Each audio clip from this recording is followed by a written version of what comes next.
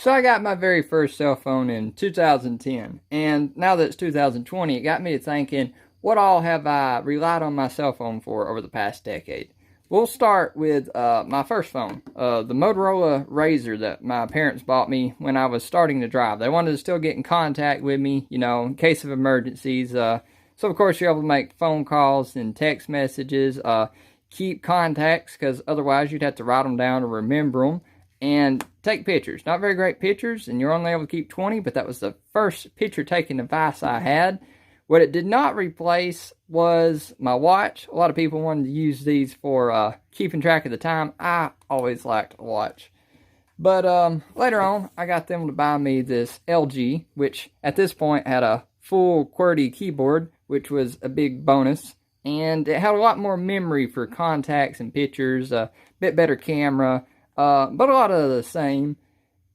And I was able to buy my first touchscreen of the family. It's this Huawei phone here. It had a better camera still, and so at that point in time, you started to think, man, I could start replacing this with something I keep in my pocket all the time. But they weren't very great until later on. But I was able to play my first digital games on here. The touchscreen wasn't great, but you know, it was a start. And keep calendars and planners and notes. I was able to keep to-do lists, grocery list. That was great to always have on me, but this was always limited by low storage space.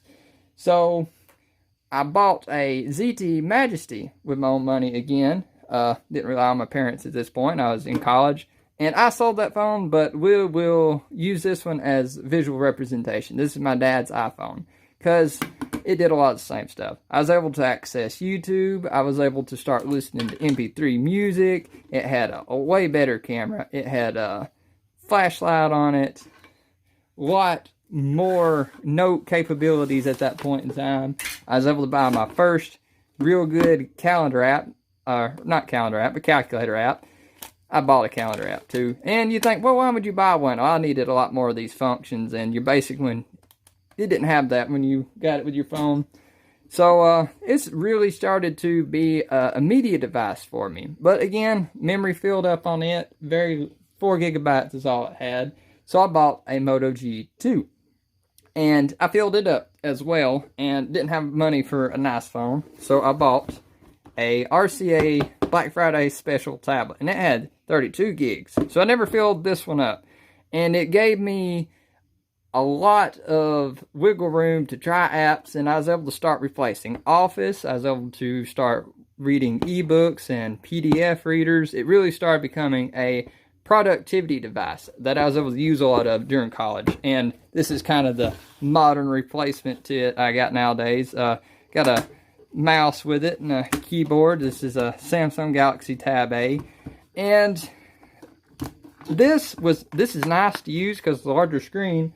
But when I bought the Axon 7, this is the 10, we'll just pretend it's the 7 right now, it really did replace my laptop at that point. And it was my primary camera shooter. You had a good camera, you could edit the software, you could take good pictures, you had social media access, and I had Facebook back in high school, but it wasn't until I was able to take good pictures that I got Instagram and started getting on Instagram a lot more, as well as watching a whole lot more YouTube. And I had a service I could watch movies on.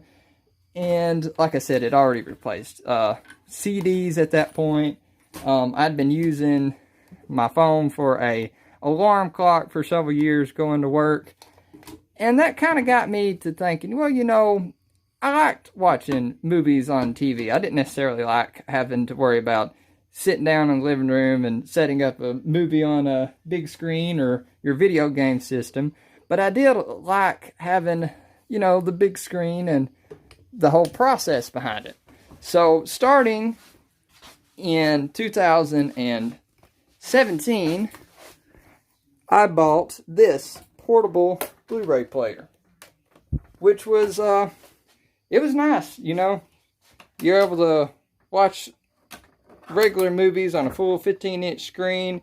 I was able to take this with me. I really thought I was going to have to do a lot more traveling with work at that time.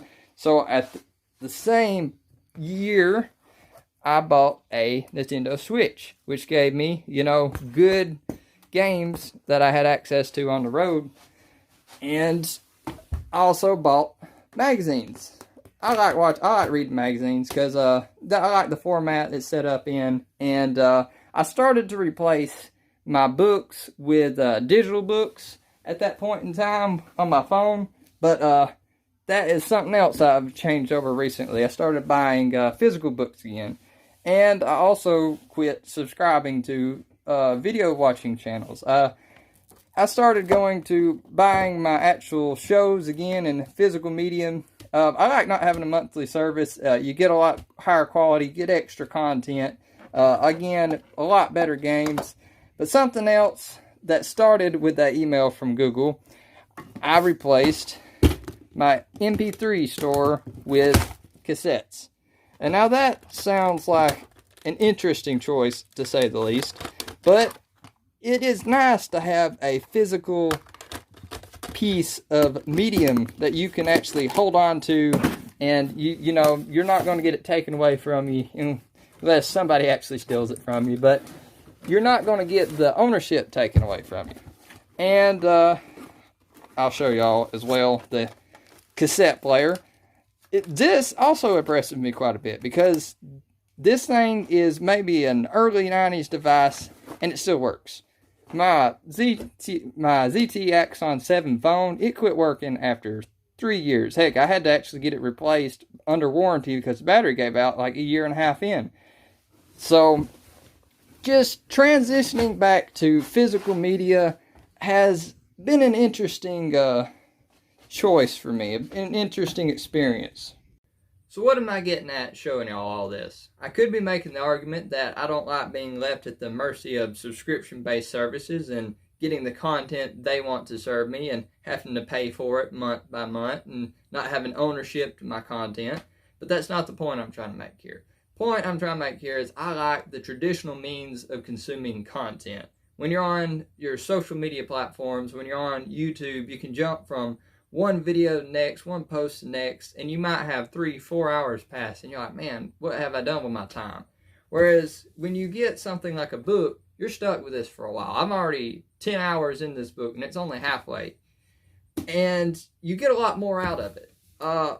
You get to, just slowing down in general can save you time in the long run. I like the idea of, like these cassette players, you carry you around one cassette, you put it in, you play it. When it gets done, you flip it over. I have some other ones, you don't got to do that. But it really does cause you to slow down and think about what you want to spend your time on. And that's really what I'm trying to do here, is I'm trying to save more of my time to use it the way that I want to use it. I don't want to just jump from one thing to the next. So I have enough. I got music that some people have gave me. I've got some movies y'all seen me. So for the next year, I'm going to try to get off my phone more. But for consuming content, at least, I'm still going to use it for calculators and cameras and editing. I like it for its productivity, but I don't like just being constantly connected and not ever being able to be disconnected.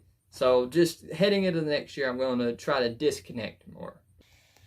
Well, I hope that gave some of y'all something to think about.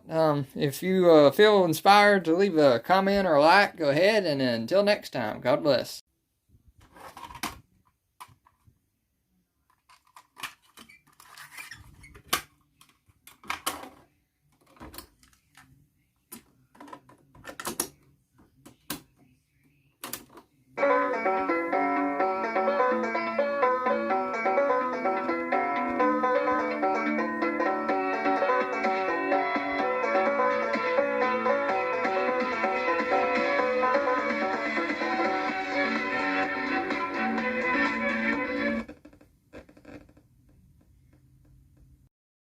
Here's a quick note to those of you who were curious about what inspired me to make this video. Here's the email I mentioned in my video about Google Play Music getting shut down and it's getting replaced with YouTube Music, which is a streaming platform, which has not been my preferred method of listening to music. I don't even listen to radio much, but this is something that's not just happening to Google, it's happening to iTunes as well, and they give you a transfer link for your content. And in my case, not all the content I previously had was able to transfer over, and some of the services that you've been used to are behind a paywall now. So that's kind of what I'm getting about as far as frustration and ownership and that kind of stuff. And this can happen with any digital store. So just good luck with y'all's musical platform of choice.